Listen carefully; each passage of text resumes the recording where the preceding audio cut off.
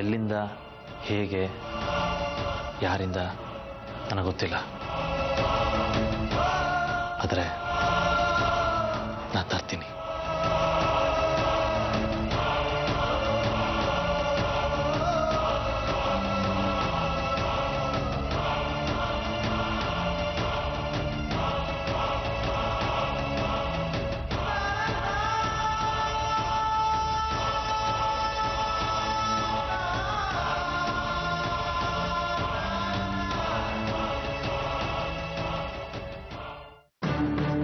ಸ್ವಾಮಿ ಶರಣಮಯ್ಯಪ್ಪ, ಲೇಬರ್ಗಳ ಪ್ರಾಬ್ಲಮ್ ಆದರೆ ನಾನೇನ್ರಿ ಮಾಡಲಿ? ನಾನು ನಿಮ್ಗೆ ಸರಿಯಾಗಿ ದುಡ್ಡು ಕೊಡ್ತಾ ಇದೀನಿ ಇಲ್ವೋ? ಮಾಲೆಯಲ್ಲಿ ಹಾಕೊಂಡ್ಬಿಡ್ತೀರಿ, ನಾವು ನಿಮ್ಮನ್ನು ಏನು ಅನ್ನೋಕ್ಕಾಗೋದೇ ಇಲ್ಲ. ನಾಳೆ ಆದ್ರೂ ಲೇಬರ್ ಕರ್ಕೊಂಡ್ಬರ್ತೀರಾ? ಕರ್ಕೊಂಬರ್ತೀನಿ. ಸರಿ, ಅಲ್ಲಿ ಹೋಗಿ ಮೆಟೀರಿಯಲ್ ಲಿಸ್ಟ್ ತೊಗೊಂಬನ್ನಿ, ಹೋಗಿ.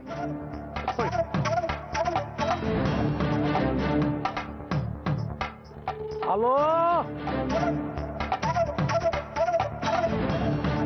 ನಾನು ಹೇಳ್ದಷ್ಟು ಮಾಡಪ್ಪ ನೀನು. ಆ 2 ಲಕ್ಷ ರೂಪಾಯಿ ಕ್ಯಾಶು ಬ್ಯಾಂಕ್ ಹಾಕ್ಬಿಡು, 5 ಲಕ್ಷಕ್ಕೆ ಚೆಕ್ ಹಾಕ್ಬಿಡು. ಬ್ಯಾಲೆನ್ಸ್ 35 ಲಕ್ಷ ಉಳ್ಕೊಳ್ಳುತ್ತೆ. ಬರ್ಬೇಕಾದ್ರೆ ಪಾರ್ಟಿ ದುಡ್ಡು ಕೊಡ್ತಾನೆ, ಅದನ್ನು ತಂದ್ಬಿಡು. ಜಲ್ದಿ ಬಂದ್ಬಿಡು, ಇಲ್ಲಿ ಯಾರು ಲೇಬರ್ ಇಲ್ಲ ನನಗೆ. ನಾನು ಬೇರೆ ಒಂದು ಬಿಲ್ಡಿಂಗ್ ನೋಡಕ್ ಹೋಗ್ಬೇಕಾಣೋ. ಬರ್ತೀನಪ್ಪ, ಜಲ್ದಿ ಬಾರೋ.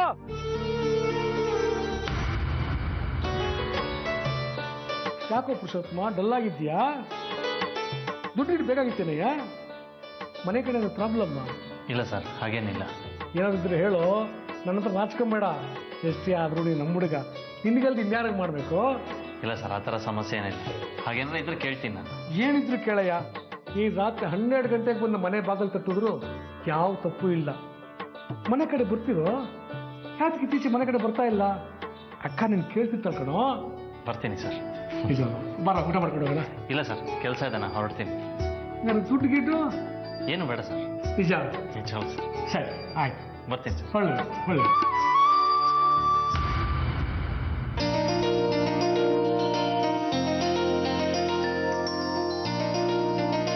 ಅಪ್ಪ ರಾಜ, ನಾನು ಹೇಳಿದ ಕೆಲಸ ಮಾಡಪ್ಪ. ದಯವಿಟ್ಟು ನಿನ್ ತಲೆ ಓಡಿಸ್ಬೇಡ ಕಣಯ್ಯ. ಓ ಏನಪ್ಪ ಪುರುಷೋತ್ತಮ, ಹೇಗಿದ್ಯಾ? ಏನ್ ಬಳದ್ರ ಬಿಟ್ಟಿದ್ಯಾ? ಕೆಲಸ ಐತೇನು? ಇಲ್ಲ ಸರ್, ಇತ್ತೀಚೆಗೆ ಕೆಲ್ಸಗಳಿಲ್ಲ, ಕೈ ಖಾಲಿ. ಹೌದಾ? ಕೆಲಸ ಇಲ್ವಾ? ಶಿವ ಶಿವ, ಈಗೇನ್ ಬಂದಿದ್ದು? ನಿಮ್ಮನ್ನೇ ನೋಡೋಣ ಅಂತ ಬಂದೆ ಸರ್. ನನ್ನನ್ನೇ ನನ್ನ ನೋಡಕ್ ಬಂದೀಯಾ? ಏನಾಗ್ಬೇಕಾಗಿತ್ತು? ಸರ್, ತಪ್ಪು ತಿಳ್ಕೊಬೇಡಿ. ಆಗಾಗ ನಿನಗೆ ದುಡ್ಡು ಗಿಡ್ಡಿ ಅಂದ್ರೆ ಸಹಾಯ ಬೇಕಾದ್ರೆ ಬಾ, ಕೊಡ್ತೀನಿ ಅಂತ ಹೇಳಿದ್ರಿ. ನಾನು ದುಡ್ಡು ಕೊಡ್ತೀನಿ ಅಂತ ಹೇಳಿದ್ನ? ಇರ್ಬೋದು. ಅದಕ್ಕೇನು ಇವಾಗ? ಸರ್, ಈಗ ನನಗೆ ದುಡ್ಡಿನ ಅವಶ್ಯಕತೆ ಇದೆ ಸರ್. ಕಷ್ಟದಲ್ಲಿದ್ದೀನಿ. ಅಯ್ಯೋ ಶಿವ ಶಂಕರ, ನನಗೊಬ್ಬನಿಗೆ ಕಷ್ಟ ಕೊಡ್ತೀಯ ಅನ್ಕೊಂಡಿದ್ದಲ್ಲಪ್ಪ, ನಿನಗೂ ಕಷ್ಟ ಕೊಟ್ಬಿಟ್ನಾ? ಈಗೇನ್ ಬೇಕಿತ್ತಪ್ಪ? ದುಡ್ಡು ಬೇಕಿತ್ತೇನಪ್ಪ ನಿನಗೆ? ಹ್ಞೂ ಸರ್. ಒಂದು ಕೆಲಸ ಮಾಡು, ನಮ್ಮ ಆಫೀಸಲ್ಲಿ ಗಣೇಶನ್ಗೆ ಹೇಳಿರ್ತೀನಿ, ಅಲ್ಲಿ ಹೋಗಿಸ್ಕೊ. ಎಷ್ಟು ಬೇಕಿತ್ತಪ್ಪ? 200 300? 200 300 ಸರ್? ಯಾಕೆ ಪುರುಷೋತ್ತಮ, ಸಾಕಾಗೋದಿಲ್ವಾ? ಸ್ವಲ್ಪ ಜಾಸ್ತಿ ದುಡ್ಡು ಕೇಳಬೇಕು ಅಂತಿದ್ದೆ. ಅಷ್ಟೊಂದು ಕಷ್ಟ ಆಗ್ಬಿಟ್ಟಿದ್ದೀನಪ್ಪ. ಹಲೋ ಗಣೇಶ, ನಮ್ಮ ಹುಡುಗ ಪುರುಷೋತ್ತಮ ಅಂತ ಬರ್ತಾನೆ, ಅವನಿಗೊಂದು 500 ರೂಪಾಯಿ ಕೊಟ್ಟು ಕಳ್ಸಪ್ಪ.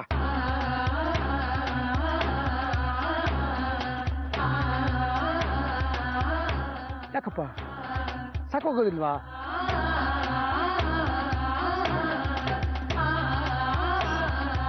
ಲೋ ಗಣೇಶ, ಅವನು ತುಂಬಾ ಕಷ್ಟದಿದ್ದಾರಂತೆ ಕಾಣೋ.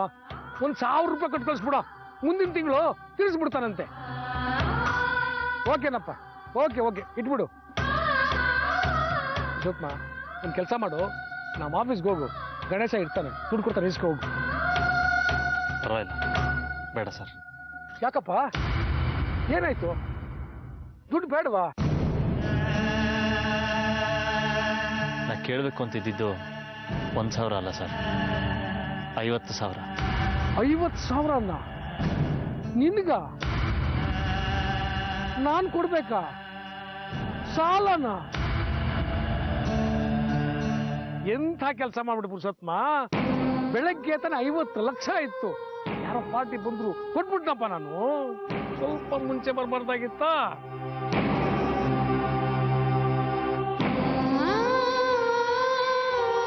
ಒಂದು ನಿಮಿಷ. ಹಲೋ, ನಮಸ್ಕಾರ ಸರ್. ನಮಸ್ಕಾರ. ಏನು ಬಿಲ್ಡಿಂಗ್ ಓಕೆ ಆಯ್ತಾ? ಫಿಕ್ಸ್ ಮಾಡ್ಕೊಂಬಿಡಿ ಸರ್, ಮಾಡ್ಕೊಳ್ಳಿ. 5 ಲಕ್ಷ ಯಾಕೆ ಸರ್? 10 ಲಕ್ಷ ಅಡ್ವಾನ್ಸ್ ಕೊಡ್ತೀನಿ. ಬಂದ್ಬಿಡಿ ಸರ್, ಇವತ್ತೇ ಬಂದ್ಬಿಡಿ.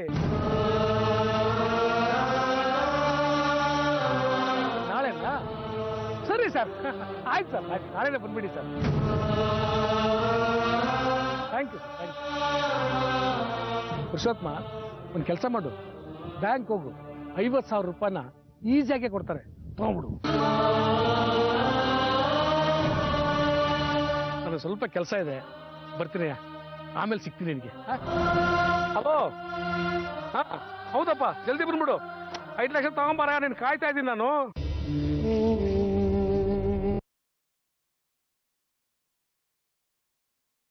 ಈಸಿಯಾಗಿ ತಗೊಂಡ್ಬಿಡು.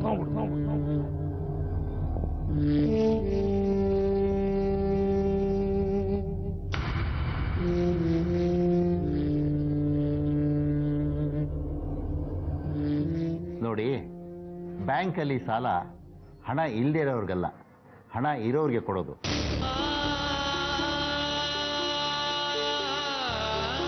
ಈಗ ನಿಮ್ಮ ಹತ್ರ ಒಂದು 20 ಲಕ್ಷ ಹಣ ಇದ್ದರೆ ನಾವೊಂದು 15-14 ಲಕ್ಷ ಕೊಡ್ತೀವಿ.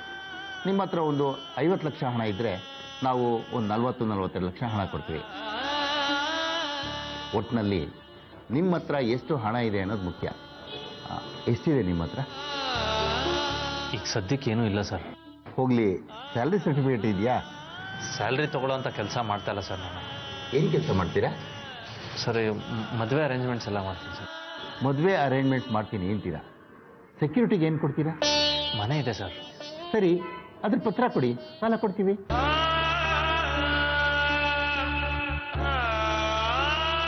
ಆದರೆ ಅದನ್ನು ಅಡ ಇಟ್ಟಿದ್ದೀವಿ ಸರ್. ಹೋಗಲಿ, ಇನ್ಕಮ್ ಟ್ಯಾಕ್ಸ್ ಏನಾದ್ರು ಕಟ್ತೀರಾ ಪ್ರತಿ ವರ್ಷ? ಟ್ಯಾಕ್ಸ್ ಕಟ್ಟೋ ಅಷ್ಟೆಲ್ಲ ಇನ್ಕಮ್ ಇಲ್ಲ ಸರ್ ನನಗೆ. ಓಹ್, ಹೌದಾ? ಹೋಗಲಿ, FD ಏನಾರು ಇದೆಯಾ? ಹೇಳಿದ್ನಲ್ಲ ಸರ್, ಅದೆಲ್ಲ ಏನೂ ಇಲ್ಲ. ಮತ್ತೆ ಏನನ್ನು ನಂಬ್ಕೊಂಡು ಸಾಲ ಕೊಡೋದು? ಯಾವ ಆಧಾರನೂ ಇಲ್ಲ ಅಂದರೆ ಸಾಲ ಕೊಡೋಕ್ಕಾಗಲ್ಲ ರೀ. ಸರ್, 10 ವರ್ಷದಿಂದ ನನ್ನ ಅಕೌಂಟ್ ನಿಮ್ಮ ಬ್ಯಾಂಕಲ್ಲೇ ಇರೋದು ಸರ್. ಒಂದು ಚೆಕ್ ಬೌನ್ಸ್ ಕಂಪ್ಲೇಂಟ್ ಇಲ್ಲ. ಮಿನಿಮಮ್ ಬ್ಯಾಲೆನ್ಸ್ ಮೇಂಟೈನ್ ಮಾಡಿದ್ದೀನಿ. ಇದು ಸಾಕಲ್ವ ಸರ್ ನಾನು ನಂಬೋದಕ್ಕೆ? ಆಗಲ್ಲ ಸರ್, ನಮ್ಮ ಬ್ಯಾಂಕಿನ ರೂಲ್ಸು ಇದನ್ನು ಒಪ್ಕೊಳ್ಳಲ್ಲ. I am sorry sir.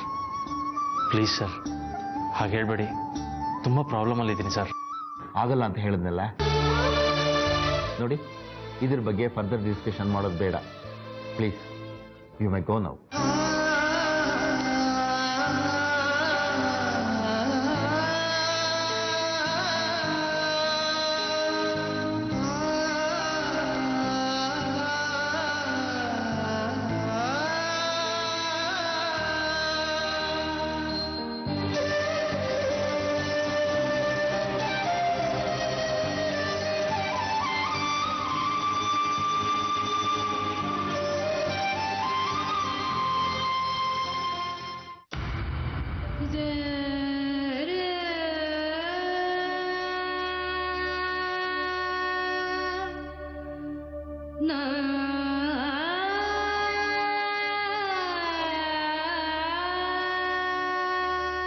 Hello, Varshi ಎಲ್ಲಿದ್ಯಾ?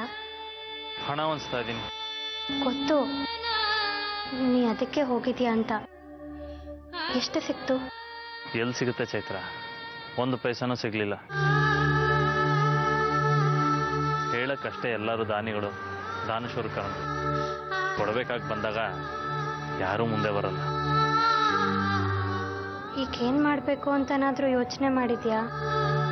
ಯಾವ ದಾರಿನೂ ಕಾಣ್ತಾ ಇಲ್ಲ ಚೈತ್ರ. ಯಾರ ಮೇಲೂ ನಂಬಿಕೆನೂ ಇಲ್ಲ. ಏನು ಮಾಡಬೇಕು ಅಂತಾನೆ ಗೊತ್ತಾಗ್ತಾ ಇಲ್ಲ. ಒಂದು ಕಡೆ 50,000 ಅನ್ನೋ ಜೀವ ಇಲ್ದಿರೋ ಕಾಗದದ ಹಾಳೆಗಳು, ಇನ್ನೊಂದು ಕಡೆ ನನಗೆ ಜೀವಕ್ಕೆ ಜೀವ ಕೊಡೋ ನನ್ನ ಹೆಂಡತಿ. ನನ್ನ ಕರ್ತವ್ಯ, ನನ್ನ ಜವಾಬ್ದಾರಿ, ನನ್ನ ಚಾಲೆಂಜ್, ನನ್ನ ಸೋಲು, ನನ್ನ ಗೆಲುವು. ಮಾತಾಡೋ ಬರದಲ್ಲಿ ದುಡ್ಡನ್ನ ಯಾವಾಗ ಬೇಕಾದ್ರೂ ದುಡಿಬೋದು ಅಂತ ಹೇಳ್ಬಿಡ್ತೀವಿ. ಆದ್ರೆ ಆ ಮಾತು ಎಷ್ಟು ಸುಳ್ಳಲ್ವಾ ಪುರುಷಿ. ಅಗತ್ಯ ಬಿದ್ದಾಗ ಒಂದೊಂದು ಪೈಸಾನು ಎಷ್ಟು ಬೆವರು ವಸೂಲಿ ಮಾಡಿಬಿಡುತ್ತೆ ಅಲ್ವಾ. ಬೆವರಲ್ಲ, ರಕ್ತ ಸುರಿಸಿದ್ರು ಬೆಲೆ ಕೊಡಲ್ಲ ಈ ಜಗತ್ತು. ಲಾಭ ಇದ್ರೆ ಮಾತ್ರ ಮಾತು.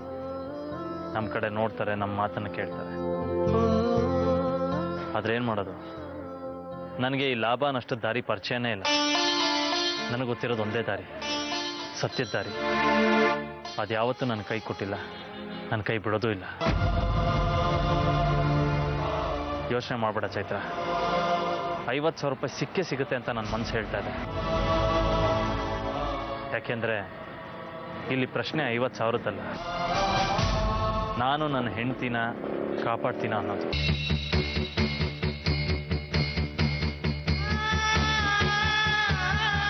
ವಿಕ್ರಮ್ ಓಡಿರೋ ಮೋಸದ ಸಂಚನ ನ್ಯಾಯವಾದ ದಾರಿಲಿ ಗೆಲ್ತೀನ ಅನ್ನೋದು. ಒಂದು ನಿರ್ಮಲವಾದ ಪ್ರೀತಿ ಗೆಲ್ಲುತ್ತಾ ಅನ್ನೋದು. ಇದೆಲ್ಲದಕ್ಕೂ ಉತ್ತರ ಇನ್ನು 3 ದಿನದಲ್ಲಿ ತೀರ್ಮಾನ ಆಗುತ್ತೆ. ಆ ತೀರ್ಮಾನ ಏನು ಅಂತ ನನಗೀಗಲೇ ನಿಖರವಾಗಿ ಗೊತ್ತಿದೆ. ಕೆಲವು ಸತ್ಯದ್ದು, ನ್ಯಾಯದ್ದು, ನಿರ್ಮಲವಾದ ಪ್ರೀತಿ. ಕೈ ಖಾಲಿ, ಜೇಬು ಖಾಲಿ, ಭರವಸೆಗಳ ಖಾಲಿ. ಇಷ್ಟಾದರೂ ಎದೆ ತುಂಬ ಧೈರ್ಯ ತುಂಬಿಕೊಂಡಿದ್ಯಲ್ಲ ಪುರುಷಿ. ನಿಜವಾಗ್ಲೂ ನೀನು ಗ್ರೇಟ್ ಕಾಣೋ. ಆದರೆ ಆ ಧೈರ್ಯ ತುಂಬಿದವಳು ನೀನು ಚೈತ್ರ. ಕೊನೆ ತನಕ ಪ್ರಯತ್ನ ಪಡ್ತಿಲ್ಲ.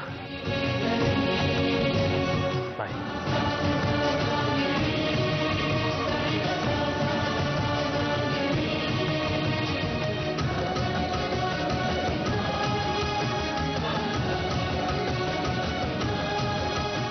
ಗೆಲ್ತೀಯ ಪುರುಷಿ, ಗೆದ್ದೇ ಗೆಲ್ತೀಯ. ದುಡ್ಡು ತಂದೆ ತರ್ತೀಯ, ನನ್ನ ಉಳಿಸ್ಕೊಂಡೇ ಉಳಿಸ್ಕೊಳ್ತೀಯ. All the best.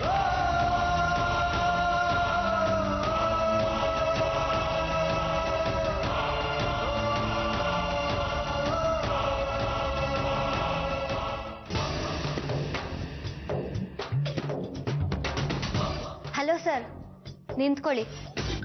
ಎಲ್ಲಿಗೆ ಹೋಗಿದ್ರಿ ಸರ್? ಯಾಕೆ ಅದನ್ನ ತಿಳ್ಕೊಂಡು ನೀನೇನು ಮಾಡ್ತೀಯಾ? ನೀನೇನ್ ಮಾಡ್ತಿದ್ಯಾ ಅಂತ ತಿಳ್ಕೊಂಡೆ ವಿಚಾರಿಸ್ತಿರೋದು. ನಾನೇನು ಮಾಡ್ತಿದ್ದೀನಿ? ಯಾರ್ಯಾರೋ ಹುಡ್ಗಿರ್ನೆಲ್ಲ ಹಿಂದೆ ಕೂರ್ಸ್ಕೊಂಡು ಬೈಕಲ್ಲಿ ಸುತ್ತಿರ್ತೀಯ. ಸುಮಾರು ಸಲ ನೋಡಿದ್ದೀನಿ. ಏನ್ ಸಮಾಚಾರ? ಲವ್ವಾ ಇಲ್ಲ ಫ್ರೆಂಡ್ಸಾ? ಲವ್ ಗೀವೆಲ್ಲ ನನಗೇನಕ್ಕೆ ಬೇಕು? ನನ್ನ ಫ್ರೆಂಡ್ಸ್ ಎಲ್ಲ ಓದ್ತಾ ಇರ್ತಾರೆ. ಅವ್ರನ್ನ ಟ್ಯೂಷನ್ಗೋ ಕಾಲೇಜ್ಗೋ ಡ್ರಾಪ್ ಮಾಡಕ್ಕೆ ಹೋಗ್ತಿರ್ತೀನಿ ಅಷ್ಟೇ. ಓ, ಫಿಲಿಂ ಥಿಯೇಟ್ರಲ್ಲೆಲ್ಲ ಟ್ಯೂಷನ್ ಮಾಡ್ತಾರಾ?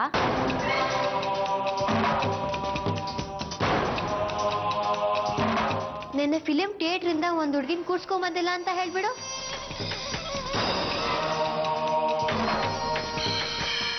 ಇಷ್ಟಕ್ಕೂ ನಿನ್ನೆ ನೋಡಿರೋದು ಮೊದಲನೇ ಸಲ ಅಲ್ಲ, ಎಷ್ಟೊಂದು ಸಲ ನೋಡಿದ್ದೀನಿ. ನಾನು ಬಸ್ ಸ್ಟಾಪಲ್ಲಿ ನಿಂತಿರುವಾಗ ನೀನು ಅದೇ ಬಸ್ ಸ್ಟಾಪಿಗೆ ಬಂದು ಒಂದು ಹುಡುಗಿನ ಪಿಕ್ ಮಾಡಿದ್ಯಾ. ನಾನು ಅಲ್ಲಿದ್ದಿದ್ದು ನೀನು ನೋಡೇ ಇಲ್ಲ.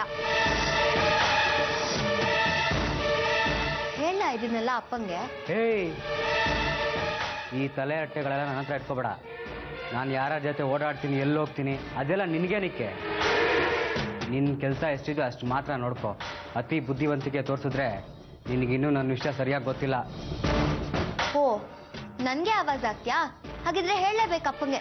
ಮಾಡಿಸ್ತೀನಿ ಇರು ನಿನ್ಗೆ. ಹೇಯ್,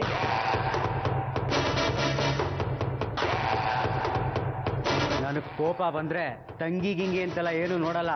ಮುಖ ಚಿತ್ರಾನ್ನ ಆಗ್ಬಿಡುತ್ತಷ್ಟೇ.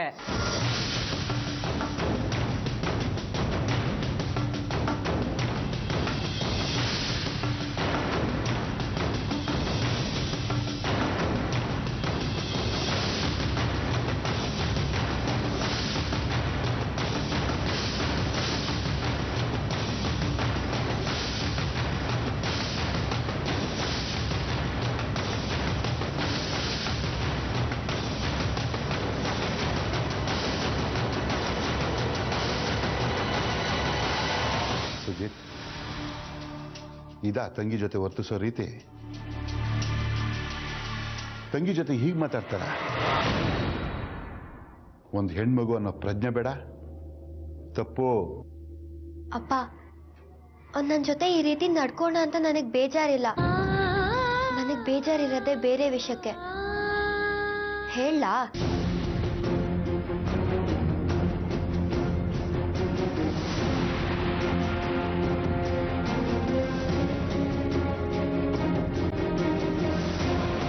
ಅಪ್ಪ ಇವಳು ದೊಡ್ಡ ಸುಳ್ಳಿ, ಬಾಯಿ ಮುಚ್ಕೊಂಡಿರ ನೀನು. ಮತ್ತೆ ನೋಡು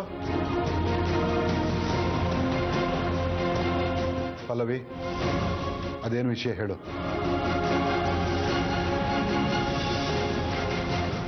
ಅಪ್ಪ ನಾನು ಸುಮಾರು ಸಲ ನೋಡಿದ್ದೀನಿ, ಯಾರ್ಯಾರೋ ಹುಡುಗಿನೆಲ್ಲ ಬೈಕಲ್ಲಿ ಹಿಂದೆ ಕೂರ್ಸ್ಕೊಂಡು ಸುತ್ತಿರ್ತಾನೆ.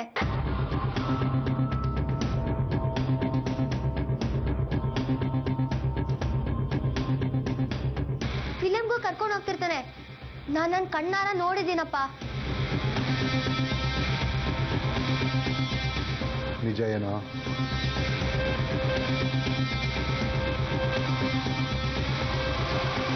ಸುಜಿತ್, ನಾನು ನಿನ್ನನ್ನು ಮಾತಾಡ್ಸ್ತಿದ್ದೀನಿ, ನನ್ನ ಮುಖ ನೋಡ್ಕೊಂಡು ಮಾತಾಡೋ. ಏನ್ ನಡೀತಾ ಇದೆ ಇಲ್ಲಿ? ಸುಜಿತ್ನೇನೋ ಎಂಕ್ವೈರಿ ಮಾಡ್ತಿದ್ದೀರಾ? ಪಲ್ಲವಿ ನನ್ನ ಮೇಲೆ ಚಾಟಿ ಹೇಳ್ತಿದ್ದಾಳೆ, ಅದನ್ನ ನಂಬ್ಕೊಂಡು ಅಪ್ಪ ನನಗೆ ಬೈತಿದಾರಮ್ಮ. ಬೈತಿದಾರಾ? ಬೈಯೋಂಥದ್ದು ಏನಾಗಿದೆ ಈಗ? ನಾನು ಬೈತಿಲ್ಲ ಮಲ್ಲಿಕಾ, ವಿಚಾರಿಸ್ತಿದ್ದೀನಿ ಅಷ್ಟೇ. ನಾನು ಪೋಲಿ ಅಂತೆ, ಹುಡುಗಿರಿಂದ ಸುತ್ತಿನಂತೆ ದಾರಿ ತಪ್ಪಿಟ್ಟಿದ್ದೀನಂತೆ. ಯಾರು ಹೇಳ್ದವ್ರು ಇದನ್ನ? ಪಲ್ಲವಿ.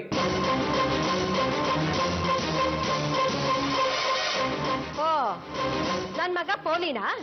ಬೀದಿ ಸುತ್ತಾನ? ನನ್ ಮಗನ ಬಗ್ಗೆ ಚಾಡಿ ಹೇಳೋಕ್ ಮೊದ್ಲು ನಿಮ್ಮ ಅಕ್ಕ ಇದಾಳಲ್ಲ ಶಾಲಿನಿ, ಆ ಸ್ಟೈಲ್ ರಾಣಿ, ಅವಳನ್ನ ಬೀದಿ ಸುತ್ತೋದನ್ನ ಕಡಿಮೆ ಮಾಡು ಅಂತ ಹೇಳು. ಮಲ್ಲಿಕಾ, ನೀನು ಮಾತಾಡ್ತಿರೋದು ತಪ್ಪು. ಪಲ್ಲವಿ ಬೇರೆ ಯಾರು ಅಲ್ಲ, ಸುಜಿತ್ಗೆ ತಂಗಿ. ಅಣ್ಣನ ಬಗ್ಗೆ ನಿಗಾ ವಹಿಸ್ತಿದ್ದಾಳೆ ಅಷ್ಟೇ. ಸಾಕು ಸಾಕು, ನನ್ನ ಮಕ್ಕಳ ಬಗ್ಗೆ ಎಲ್ರೂ ನಿಗಾ ವಹಿಸೋದ್ ಬೇಕಾಗಿಲ್ಲ. ನನ್ನ ಮಗನ ಹೇಗ್ ಸಾಕ್ಬೇಕು ಅಂತ ನನಗೆ ಚೆನ್ನಾಗಿ ಗೊತ್ತಿದೆ. ಇವಳೇನೋ ಹೇಳಿದ್ಲು ಅಂತ ನೀವು ದಬಾಯಿಸ್ತಾ ಇದ್ದೀರಲ್ಲ. ನಿಮ್ ಮಗನ ಬಗ್ಗೆ ನಿಮಗ್ ನಂಬಿಕೆ ಬೇಡ್ವಾ? ಸುಜೇತ್, ನಡಿ ಒಳಗೆ. ನಿಂತ್ಕೋ. ನಾನು ನಿನಗೆ ಬೈಲಿಲ್ಲ, ಕೋಪನೂ ಮಾಡ್ಕೊಳ್ಳಿಲ್ಲ, ವಿಚಾರಿಸ್ತಿದ್ದೀನಿ ಅಷ್ಟೇ. ನಾನು ಕೇಳಿದ್ದಕ್ಕೆ ಉತ್ತರ ಕೊಟ್ಟೋಗು. ನಡಿಯೋ ಸುಜೇತ್. ನಿಂತ್ಕೋ. ನಿನಗೆ ಅಪ್ಪ ಅನ್ನೋ ಗೌರವ ಇದ್ರೆ ನನ್ನ ಹತ್ರ ಮಾತು ಪೂರ್ತಿ ಮಾಡೋಗು. ಹೇಳಿದ್ ಕೇಳಿಸ್ಲಿಲ್ವಾ? ಸುಜಿತ್, ಸುಜಿತ್. ಮಲ್ಲಿಕಾ, ನಾನು ಅಷ್ಟು ಹೇಳ್ತಾ ಇದ್ರು ಪಾಡ್ಗೆ ಹಾಗೆ ಕಳಿಸ್ಬಿಟ್ಟಲ್ಲ, ನನ್ನ ಮಾತು ಬೆಲೆನೇ ಇಲ್ವಾ? ವರ್ಷಕ್ಕೆ 2 ಸರ್ತಿ ಮಾತಾಡ್ತೀನಿ ಅಂತ ಬಂದ್ರೆ ಯಾರು ಬೆಲೆ ಕೊಡಲ್ಲ. ಇದೇನ್ ವಿಧಾನಸೌಧನೂ ಅಲ್ಲ, ನೀವು ಮಂತ್ರಿಗಳು ಅಲ್ಲ. ಮನೆ ಸಂಬಂಧನ ಜೋಪಾನವಾಗಿ ನೋಡ್ಕೋಬೇಕು.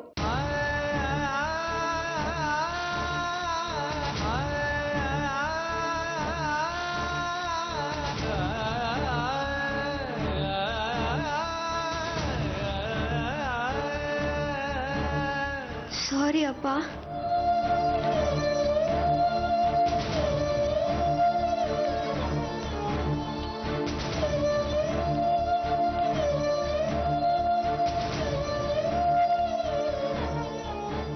ನೀನು ಬಂದಿದ್ದು ಬಹಳ ಸಂತೋಷ ಆಯ್ತಪ್ಪ.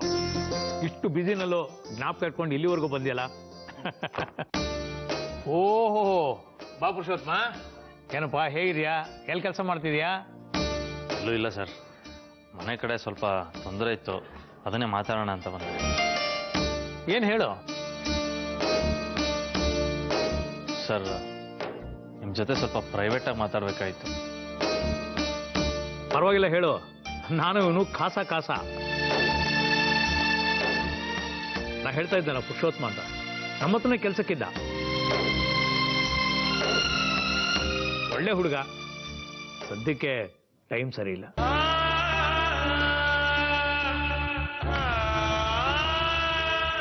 ಹೇಳು ಪುರುಷೋತ್ತಮ. ಸರ್, ತಪ್ಪು ತಿಳ್ಕೊಬೇಡಿ, ನಾನು ಒಂದು ದೊಡ್ಡ ಪ್ರಾಬ್ಲಮಲ್ಲಿ ಸಿಗಾಕೊಂಡ್ಬಿಟ್ಟಿದ್ದೀನಿ. ನನಗೆ ಒಂದು 50,000 ರೂಪಾಯಿ ಬೇಕಿತ್ತು.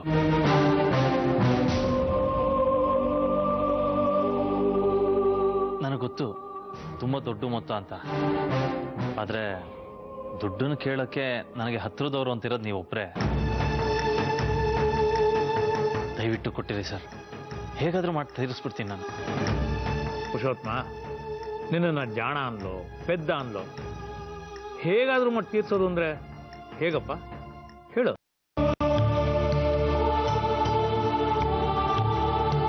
ತೀರ್ಸೋಕೆ ನಿನ್ನ ಹತ್ರ ಏನಿದೆ ಪುರುಷೋತ್ತಮ? ದುಡ್ಡು ತೀರಿಸ್ತೀನಿ ಅಂದರೆ ತಿಂಗಳಿಗೆ ಎಷ್ಟಪ್ಪ ದುಡಿತೀಯ? 5, 10, 15?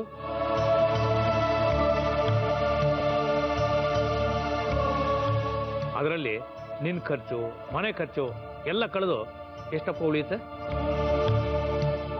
ಅದಕ್ಕೆ ಬಡ್ಡಿ ಅದನ್ಯಾರು ಕೊಡ್ತಾರೆ? ಇಷ್ಟಕ್ಕೂ ನಿನಗೆ ಕೈನಲ್ಲಿ ಕೆಲಸ ಇಲ್ಲ. ಹೋಗಿ ಆಧಾರಕ್ಕೆ ಅಂದರೆ ಬಿಡಿಗಾಸಿನ ಆಸ್ತಿನೂ ನಿನ್ನ ಹತ್ರ ಇಲ್ಲ.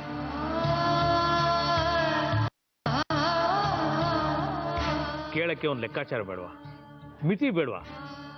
ನಾನು ಸಂಸಾರಸ್ಥನಪ್ಪ, ದಾನ ಮಾಡ್ಕೊಂಡು ಕೂತಿರಕ್ಕಾಗಲ್ಲ.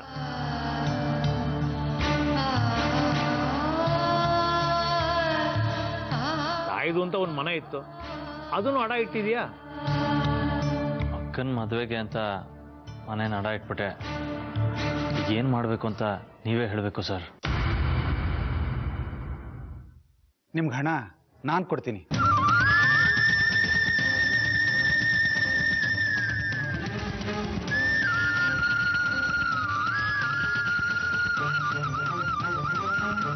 ಪುರುಷೋತ್ತಮ